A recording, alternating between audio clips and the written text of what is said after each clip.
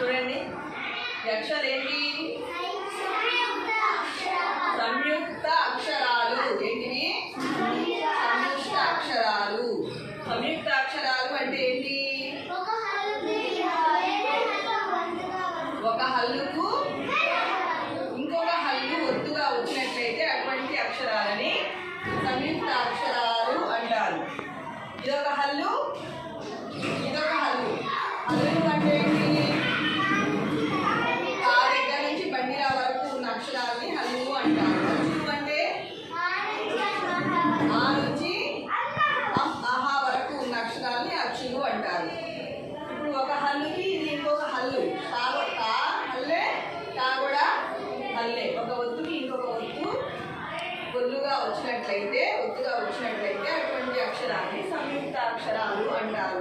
ఇటువంటి పదాలని సంయుక్త అక్షర పదాలు అంటారు. ఇప్పుడు ముందు ఈ అక్షరాన్ని మీరు ఎలా డివైడ్ చేయాలో నేర్చుకోండి. ఎలా డివైడ్ చేయాలి? కాకింద కావద్దు అంటే ఫస్ట్ మీకు కనిపిస్తున్న అక్షరాలు ఏంటి? ఫస్ట్ మనకి అట్లా చూడగానే మనకు కనిపించే అక్షరం ఏంటి? కా. కాకి ఏం పెట్టాలి ఇప్పుడు మనం? పొల్లు. ఆ పొల్లు పెడితే ఏమైంది? ప్లస్ తర్వాత ఇది ప్లస్ తర్వాత ప్లస్ రా. ఇది ప్లస్ కా. ఇది ప్లస్ రా. ఇక్కడ కనిపిస్తుంది ఫస్ట్ అక్షరం. కనిపించే అక్షరానికి ఒక పొల్లు పెట్టాలి. పొల్లు పెట్టినప్పుడు మనం జా కా కా అని చదవకూడదు. జ ప మ స ర క అని చదవాలి. మన పేర్లు ఉన్నాయి. తారక్, ప్రభాస్, స స ఎందుకు కలుగుతున్నామంటే దానికి పొల్లు ఉంది. ఓకేనా? ఇది జ్ ప్లస్ కా. ఇది ప్లస్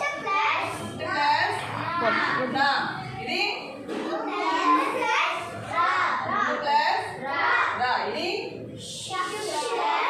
ప్లస్ టీ. గుడి ఉంది, ఇది పెట్టాలన్నమాట. పైన ఏ ఒత్తు అయితే ఉందో గుణిత అక్షర గుర్తు ఏమైతే ఉందో అది ఒత్తుకు వస్తుంది. తర్వాత ప్లస్ తా. ఇది ప్లస్ తా. ఇది గట్టిగా చెప్పండి. ప్లస్ నా. ఇక్కడ ప్లస్ వా. ఈ వాకి ఈ దీర్ఘం యాడ్ అవుతుంది. వాకి దీర్ఘం ఇస్తే వా. ఇక్కడ ప్లస్ వదిలి మేంటారు. ప్లస్ రా. ఇది ప్లస్ రా. ఇది ఇంకో ప్లస్ యా. ఇది ప్లస్ గా. ఈ కొమ్ము ఉంది కాబట్టి గాకి కొమ్మిస్తే గు. ఇక్కడ ఏదైతే ఉందో ఒత్తు గుణితాక్షర గుర్తు అది ఒత్తుకు వర్తిస్తుంది. ఇక్కడ మీకు కనిపించే అక్షరాలన్నిటికీ ఏం పెట్టాలి? ఫస్ట్ నకారం పెట్టాలి. ఆ అక్షరానికి ఉన్న గుణింతం గుర్తు ఒత్తుకు చేరుతుంది. అర్థమైందా? ఇప్పుడు చూడండి, పదం చెప్పండి. ఇప్పుడు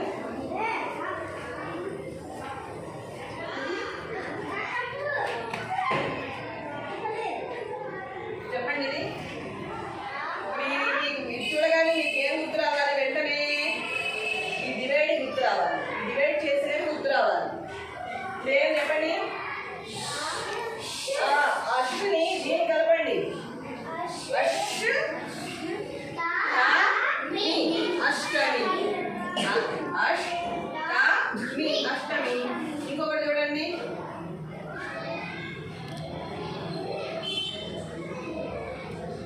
చెప్పండి.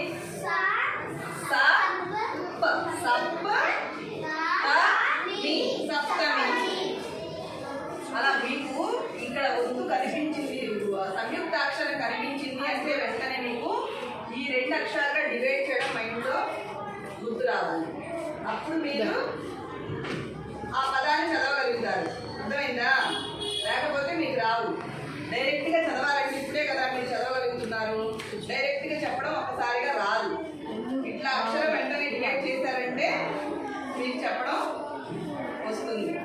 ఓకేనా?